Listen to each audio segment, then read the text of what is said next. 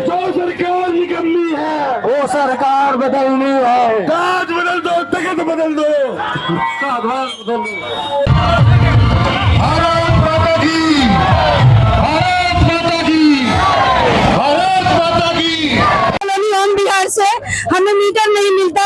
30 गज के घर को 10 लाख 5 लाख चालान काट देते हैं बिजली का। हम कहां से भर पाएंगे? मैं आपके बीच में दोबारा से आऊंगा और आपकी अगर ये काम नहीं करा तो फिर सारे शहर को इकट्ठा करके इनके पानी ध्यान दे बैठे। जब तक हमारा काम नहीं हो जाएगा तब तक लड़ाई जारी रहेगी।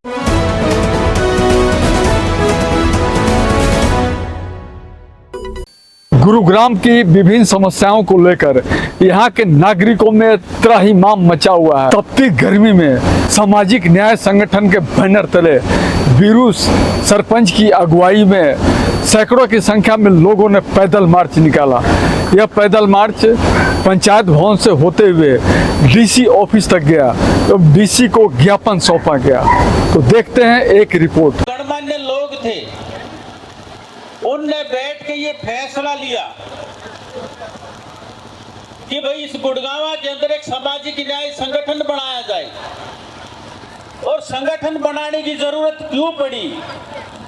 क्योंकि इस गुड़गांव के अंदर पूरा भारत बसता है, जो अलग अलग प्रांत से, अलग अलग राज्य से, अलग अलग भाषा के जो लोग हैं, जो इसमें आके जो बसे हैं, इनको सबको जोड़ने का काम सिर्फ सामाजिक न्याय संगठन ही कर सकता, नहीं तो जोड़ेंगे। माताओं की, बहनों की है इसमें है, तो ये संगठन के साथ जुड़ना बहुत जरूरी है।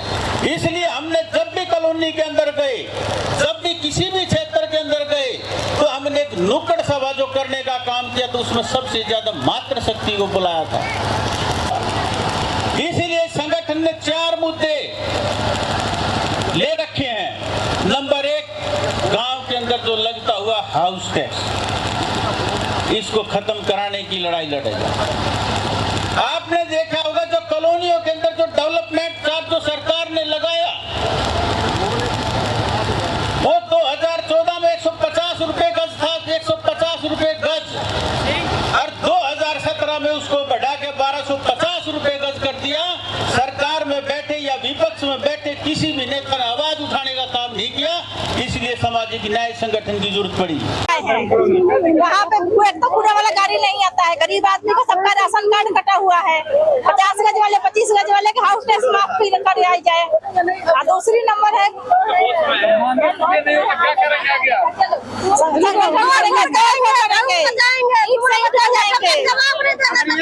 हमें मीटर नहीं मिलता।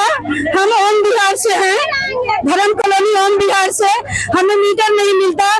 30 गज के घर को 10 लाख 5 लाख चालान काट देते हैं बिजली का। हम कहां से भर पाएंगे? हम इस देश के नागरिक है कि नहीं है? हमारी नागरिकता है कि नहीं है? जब हमारी नागरिकता है तो हमें तो हमारी सुविधा मिलनी चाहिए कि नहीं? हमें बिजली मिल। आप पिटते रहोगे, आपको पूछने वाला कोई नहीं है, क्योंकि इन्होंने यहाँ पर छोड़ चुके हैं, अपने गुर्गे छोड़ चुके हैं भारतीय जनता पार्टी के लोग।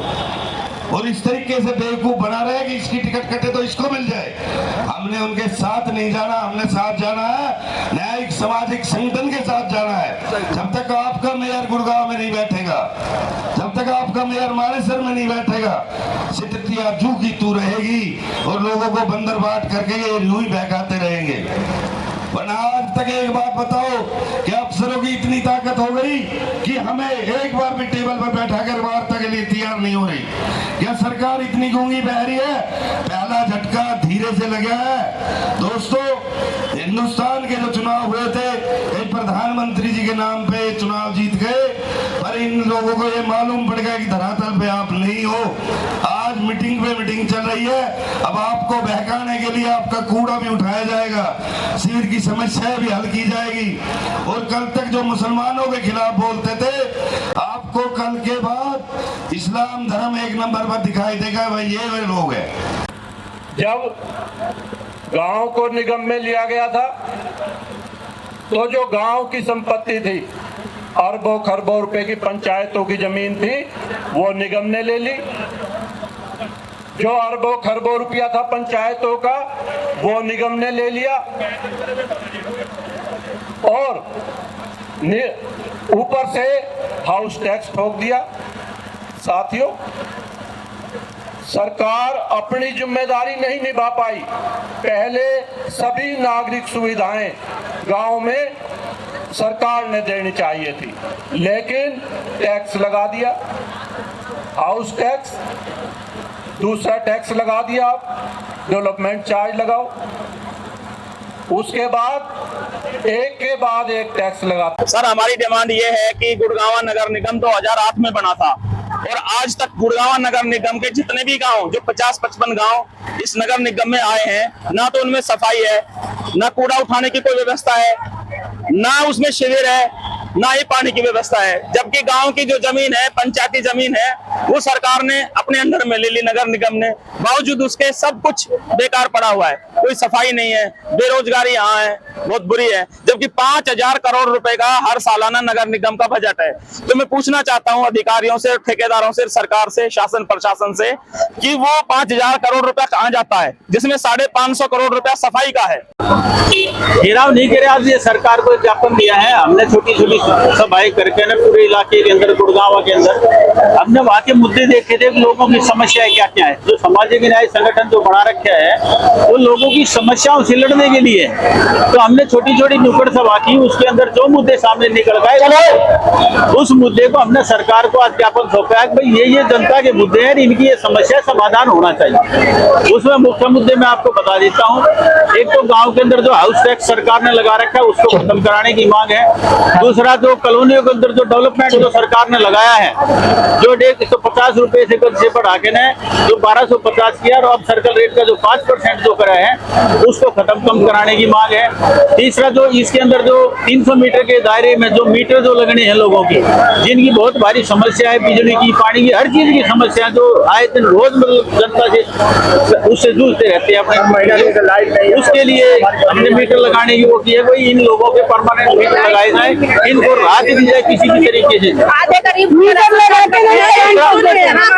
तीसरा जो प्रॉपर्टी आईडी है, प्रॉपर्टी आईडी जो सरकार ने बना रखी है, घर घर जाके ठीक करी जाए, क्योंकि अगर ठीक कराने के लिए फैमिली आईडी जो बना रखी है वे फैमिली आईडी खत्म होनी चाहिए। नहीं तो लोगों की क्या है, बाई ज्यादा दिखा के सबकी पेंशन खत्म होगी, सबके राशन कार्ड काट दिए गए हैं। तो उसके लिए भी ये 4-5 मांगे भारी जो है, एक कूड़े की, पूरे शहर के अंदर कूड़ा हो रखा है, तो सबसे बड़ी समस्या वो डिमांड हमने दी है। तो ये हमारी डिमांडें हैं, उन डिमांडों को इकट्ठा करके भाई हमने इनको दिया है, तो इन हमें आश्वासन इस बात का दिया है। अब भाई ये सारी बातें जो है डीसी के साथ हम डिस्कस करेंगे, अजीम साहब आए थे, डीसी के साथ डिस्कस करने के बाद फिर हम इन डिमांडों को आगे जो राज्यपाल के नाम जो ज्ञापन है राज्यपाल को जाएंगे, फिर उसको मुख्यमंत्री को भेज के इनका समाधान कराएंगे।